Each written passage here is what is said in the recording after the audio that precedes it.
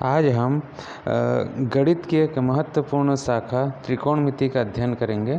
त्रिकोणमिति शब्द का अर्थ त्रिभुज की भुजाओं और कोणों को मापना होता है। यदि एक त्रिभुज की कुछ भुजाएं और कोण ज्ञात है तो शेष भुजाओं और कोणों का हल हम ज्ञात कर सकते हैं। हम एक समकोण त्रिभुज के न्यून कोणों के सापेक्ष त्रिभुज की भुजाओं के अनुपात का प्रयोग कर सकते हैं। इन भुजाओं को त्रिकोणमिति अनुपात कहते हैं। और इस प्रकार की जो समस्याएं प्रायः ज्योतिष विद्या, यांत्रिकी सर्वेक्षण या नौविद्या आदि में दिखाई पड़ता है। तो आज हम इस वीडियो में त्रिकोणमिति का अध्ययन कर देंगे। देखिए, कोई सा एक न्यून कोण थीटा है। यहाँ पे देखिए बिंदु ए पर जो किरण एक ए से एक्स है और ए से वाई। यहाँ पे जो ए से वाई और ए से एक्स के बीच में जो झुकाव है, यही एक कोण बन रहा है। इसी कोण को हम बोलेंगे थीटा। ये न्यून कोण जो बन रहा है ये थीटा है। अर्थात कोण यहाँ से देखिए एक्स ए वाई, ये है थीटा, एक न्यून कोण है। अब यदि हम ए से एक्स से जो किरण है इसके बीच में एक बिंदु ले लेते हैं, कोई सा भी बिंदु, जैसे हम यहाँ पे एक बिंदु ले लेते हैं, ये बी ले लिए। अब बी से हम यहाँ पर एक लंब खींच देते हैं, इस तरह से ये लंब खींच दिए, लंब रेखा। एक कटान बिंदु यहाँ पे मिल रहा है, इसको देते हैं सी। ये वाला जो कोण है ये 90 अंश का हो गया। तो इस तरह से हमको एक समकोण त्रिभुज प्राप्त होता है ए पी सी। समकोण त्रिभुज हमको प्राप्त हो रहा है यहाँ पे, समकोण त्रिभुज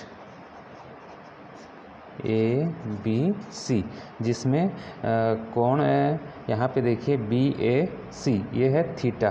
कोण बी ए सी ये हो जाएगा थीटा। और ए बी सी, कोण ए बी सी ये है 90 अंश। समकोण त्रिभुज है, ये वाला कोण है वो 90 अंश है। अब इसमें हम एक भुजाओं का अनुपात लेते हैं। चूँकि समकोण त्रिभुज है, समकोण त्रिभुज की जो समकोण वाली जो कोण है उसके सम्मुख भुजा है, ये कर्ण कहलाएगा। ये वाला जो भुजा है ए से सी, ये कर्ण कहलाएगा। और जो न्यून कोण का सम्मुख भुजा है ये बी से सी, ये वाला जो है लंब कहलाएगा, ये लंब।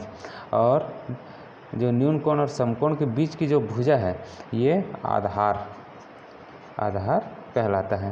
तो समकोण के सामने कर्ण हो गया, न्यून कोण के सामने वाली जो भुजा है वो लंब हो गया, और जो न्यून कोण और समकोण के बीच वाली जो भुजा है वो आधार हो गया। अब इसमें हम भुजाओं का एक अनुपात लेते हैं।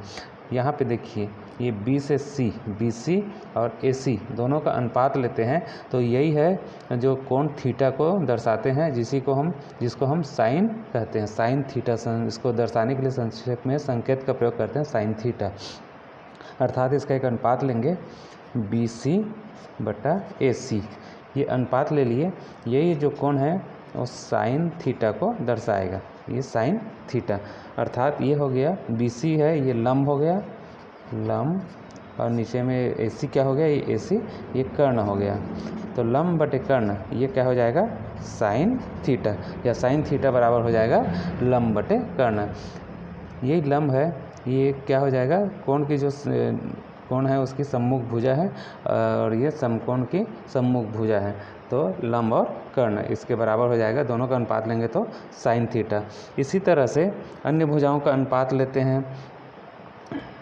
जैसे कि हम यहाँ पे लेते हैं ये वाली भुजा ए बी, इसका अनुपात ए सी, इसके साथ लेंगे तो ये हो जाएगा कॉस थीटा। उसी तरह से इसका हम अनुपात लेते हैं आधार, लंब और आधार, ये वाली जो भुजा उसका हम अनुपात लेते हैं बी सी बटा ए बी, ये हो जाएगा टेन थीटा। इस तरह से इसमें क्या है, जो ए बी है ये आधार हो गया और ए सी कर्ण हो गया, तो कॉस थीटा बराबर हम बोल सकते हैं आधार बटा कर्ण। उसी तरह से ये टेन थीटा है, इसमें देखिए बी सी ये हो जाएगा लंब, और ए बी हो गया आधार, लंब बटे आधार, तो ये हो जाएगा टेन। इसका क्या हो जाएगा, लंब बटा आधार, लंब बटे आधार, ये हो जाएगा टेन थीटा। इसी प्रकार से चित्र को देखते जाइए और इसमें हम बता देते हैं। देखिए, अन्य भुजाओं का अनुपात लेते हैं। यदि हम कर्ण और उसका अनुपात हम लंब के साथ लेते हैं, कर्ण बटा लंब, तो ये हो जाएगा कोसेक थीटा, ये हो जाएगा कोसेक थीटा। इसी तरह से हम आधार और कर्ण का अनुपात लेते हैं, आधार और कर्ण का अनुपात लेंगे तो ये हो जाएगा सेक थीटा, इस तरह से। और यदि हम आधार और लंब इसका अनुपात लेते हैं तब ये हो जाएगा कॉट थीटा। इसमें ध्यान देने योग्य बात यह है कि साइन थीटा, ये जो साइन थीटा के अनुरूप कॉस थीटा, टेन थीटा, ये सब कोण जो थीटा है उस पर निर्भर करता है। उस त्रिभुज के आकार या प्रयोग करने के जो परिकलन है उसके लिए हम उपयोग करते हैं। इसमें दूसरा महत्वपूर्ण बात यह है, साइन थीटा है, ये साइन का संक्षिप्त रूप में हम दर्शाते हैं, इसे थीटा का साइन के रूप में हम संक्षिप्त रूप में दर्शाते हैं। साइन और थीटा, यहाँ पे साइन और थीटा दोनों के बीच में कोई गुणनफल नहीं है।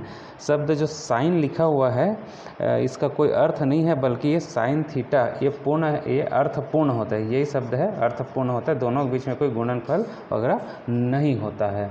चलिए इसके आगे हम देखते हैं अब महत्वपूर्ण प्रमेय, जिसको बोलते हैं पाइथागोरस प्रमेय। तो इसमें पाइथागोरस प्रमेय मैं यहाँ लिख देता हूँ, पाइथागोरस प्रमेय। त्रिकोणमिति में यह महत्वपूर्ण प्रमेय है, पाइथागोरस प्रमेय। इस प्रमेय के अनुसार किसी समकोण त्रिभुज में जो कर्ण का वर्ग है वो अन्य दो भुजाओं के वर्गों के योग के बराबर होता है। देखिए, सबसे पहले हम इसमें समकोण त्रिभुज एक बना देते हैं। मैं यहाँ पे एक समकोण त्रिभुज इस तरह से ये बना दिया हूँ। कोई सा भी एक समकोण त्रिभुज बना देते हैं, इसका नामकरण कर देते हैं। चलिए, ये ए, ये बी और ये सी। जहाँ पे बी है ये समकोण है और ये सी है ये न्यून कोण है, इसका मान है थीटा।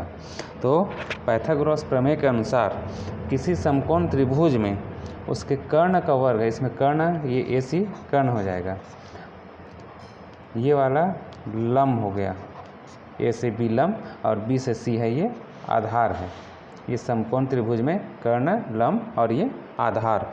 तो पाइथागोरस प्रमेय के अनुसार किसी समकोण त्रिभुज में कर्ण का वर्ग, एक कर्ण का ये वर्ग लेते हैं, ये किसके बराबर होता है?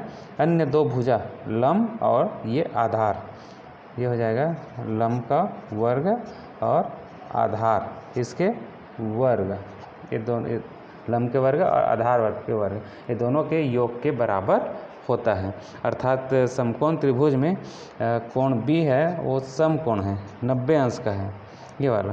तो इसके अनुसार से क्या हो जाएगा, ये ए सी का वर्ग बराबर ए बी का वर्ग धन बी सी का वर्ग। यही है वो पाइथागोरस प्रमेय कहलाता है, जिसमें समकोण त्रिभुज पे लागू होता है। अब हम त्रिकोणमिति अनुपातों के बीच में संबंध देखते हैं। इसके लिए सबसे पहले देखिए, ये समकोण त्रिभुज है ए बी सी, जहाँ पे बी है वो न्यून कोण है और ये जो कोण सी है वो समकोण है। यह समकोण है, 90 अंश का है, और एक कोण बी है वो न्यून कोण है और ये थीटा है। तो देखिए, समकोण त्रिभुज ए बी सी में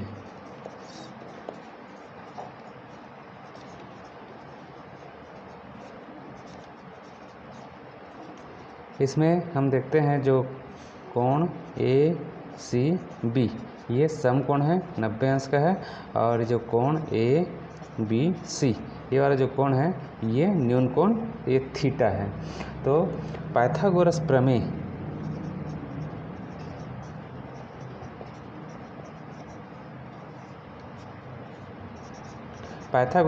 के अनुसार किसी समकोण त्रिभुज में कर्ण का वर्ग अन्य दो भुजाओं के वर्गों के योग के बराबर होता है। तो ये जो कर्ण का वर्ग है ए बी समकोण त्रिभुज में, देखिए ये वाला जो समकोण का सम्मुख भुजा ये कर्ण हो गया, ये लंब हो गया और ये आधार हो गया।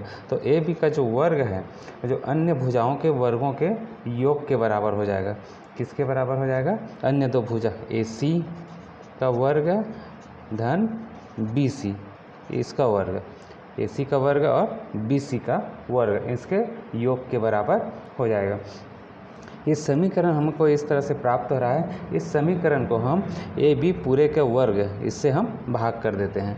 इस तरह से AB का वर्ग है, इधर भी ये लेफ्ट हैंड साइड और ये राइट हैंड साइड, दोनों साइड हम AB का वर्ग इससे हम भाग कर देते हैं। ये AB का वर्ग बराबर, उसी तरह से हम इसको भी कर देंगे AC का वर्ग धन BC इसका वर्ग, इसको भी राइट हैंड साइड को भी AB का वर्ग इससे हम भाग कर देते हैं।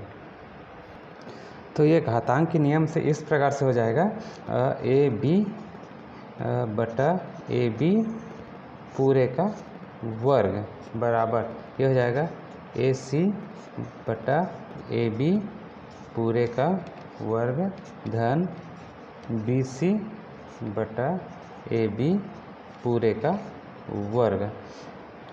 अब देखिए इसको हम भाग देंगे, AB चला जाएगा और उसको वर्ग करेंगे, भाग चला जाएगा और ये 1 का वर्ग अर्थात 1 बराबर। देखिए AC बटा AB, तो ये होता है लंब बटे कर्ण, तो लंब बटे कर्ण ये हो जाता है साइन थीटा, ये हो गया साइन थीटा और इसका क्या हो गया, ये वर्ग हो गया, साइन थीटा का वर्ग।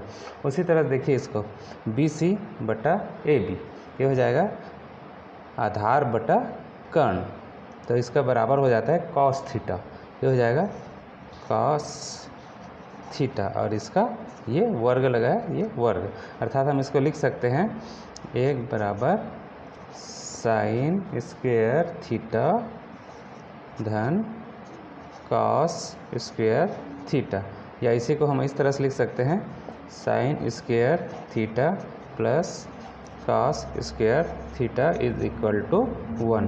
तो इस तरह से ये जो साइन थीटा और कॉस थीटा के बीच में एक संबंध प्राप्त हो रहा है जो थीटा के 0 से 90 अंश के बीच में सभी मानों के लिए सत्य होता है। इसी तरह से हम अन्य भुजाओं के बीच में अनुपात का संबंध ज्ञात कर सकते हैं। चलिए देखते हैं। देखिए समकोण त्रिभुज ABC है जिसमें B न्यून कोण है और ये C वाला जो कोण है ये सम कोण है। तो पाइथागोरस प्रमेय के अनुसार किसी समकोण त्रिभुज के कर्ण का वर्ग है, देखिए कर्ण का वर्ग है अन्य दो भुजाओं के वर्गों के योग के बराबर होता है।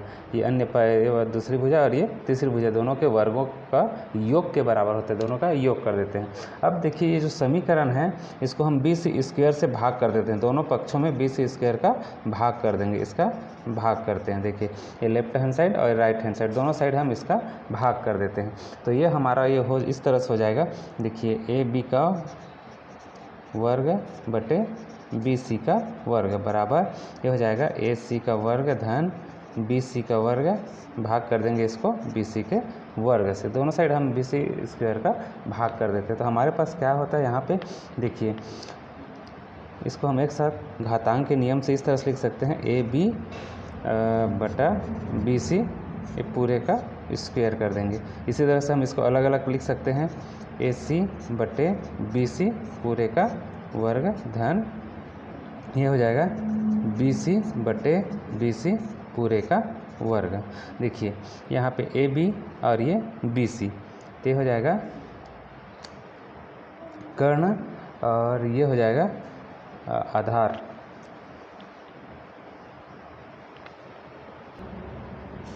तो ये हो जाएगा सेक थीटा और इसका वर्ग है, ये हो गया ये वर्ग बराबर। देखिए AC ये हो गया AC, ये हो गया लंब और ये BC ये हो गया आधार। लंब बटे आधार ये हो जाएगा टेन थीटा, ये हो जाएगा 10 और थीटा और इसका हो जाएगा ये वर्ग।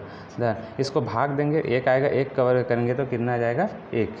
तो इस तरह से तो हम इसको लिख सकते हैं sec square theta is equal to 10 square theta plus 1। Sec square theta बराबर हो जाएगा 10 स्क्वायर धन 1 इसके योग के बराबर। देखिए त्रिकोणमितीय अनुपातों के बीच में एक और संबंध देख लेते हैं।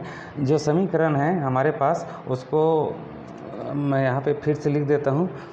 यहाँ पे है ए बी का वर्ग, ये हो गया ए बी का वर्ग बराबर ये हो जाएगा ए सी का वर्ग धन बी सी का वर्ग।